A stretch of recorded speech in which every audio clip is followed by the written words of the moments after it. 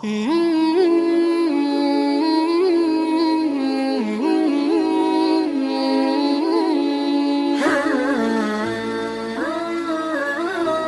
अंदर एक आदमी था जिसकी बीवी उससे हमेशा नाराज रहती थी और हमेशा कतराती थी, लेकिन ये था बहुत बीवी से बहुत मोहब्बत करता था, बहुत चाहता था बीवी से और हर चंद उसकी खिदमत करता, उसको राजी करने की कोशिश करते रहता, लेकिन वो इसे हमेशा कतराती और उसे बेजार रहती और न करीब आने देती और न छूने देती। तो ये फिर ऐसी जिंदगी गुजारते रहे। एक दिन ऐसे ही बैठे बात कर रहे थे तो बातचीत के ऊपर कुछ बोल रहा था, वो कुछ सुन रही थी, तो अब वो खामोश हो गई। तो उसको इसरार करता रहा, कुछ तो बोल कुछ तो बोल।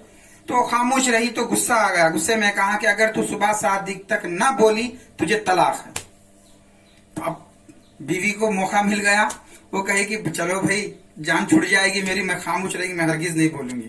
जब सुबह शादी आ जाए तो नहीं बोली तो तलाक हो जाए।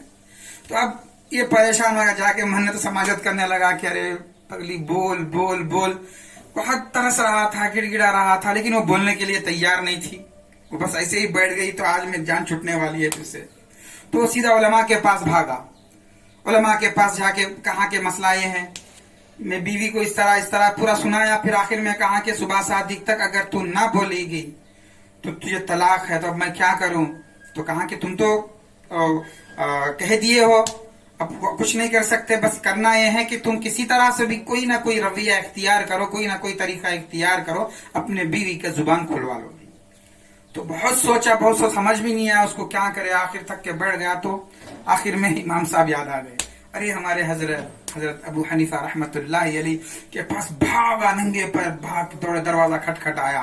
तो रात के अंधेरे में हजरत ने दरवाजा खोला। भाई क्या बात है, इतने रात को तुम आ गए? इसलिए कि पहले से ताल्लुक था हजरत से, इसका आना जाना होता था। तो हजरत बताया कि हजरत मैं हलाक हो गया, मेरी बीवी चले जाएगी मुझसे। तो कहा कि भाई बता, बैठ पहले, क्या बात है तुझे? तो कहा कि हजरत मैं अपनी बीवी से बातों बात में इस तरह कह दिया कि अगर तू सुबह 7 दिन तक ना बोलेगी तो तुझे तलाक है। तो हजरत उसको रात में बुलाओगे, सुबह 7 दिन से पहले ना बोली तो वो मुझसे चले जाएगी।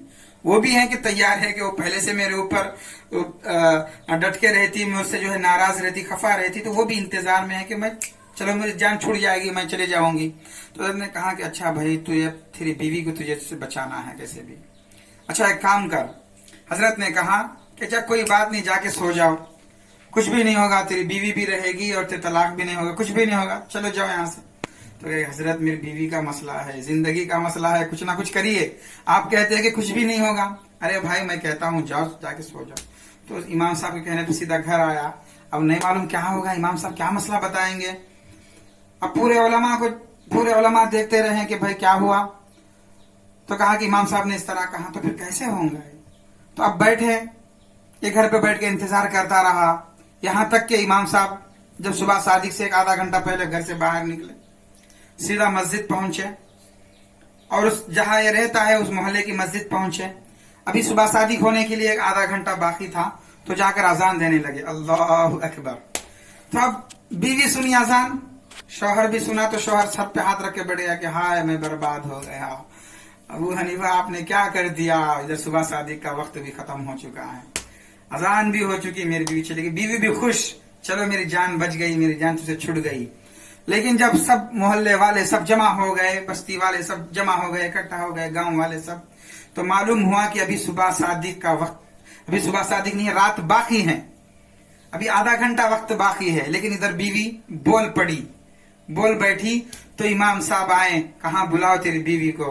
कहा कि देखो हाँ तू जो है, तेरी बीवी ये तलाक जो टूट गया, तलाक नहीं है अब, इसलिए कि तेरी बीवी बोल दी सुबह शादी से पहले ही, तो अब तलाक नहीं होगा। तो ये कहती वो खुश हो गया। तो पूरे लोग सराहने लगे कि अबू हनीफा की जहानत है, ये एक आलिम भी है और फिर जहीन भी है, एक मुदब्बिर भी है कि जबरदस्त तदबीर इन्होंने अपनाई। एक तदबीर के लिए तदबीर ऐसी बनाई कि उसके घर बच गया और उसकी बीवी बच गई। और ये सोचकर इमाम साहब को सबने दाद दिया और खुशी का इजहार किया।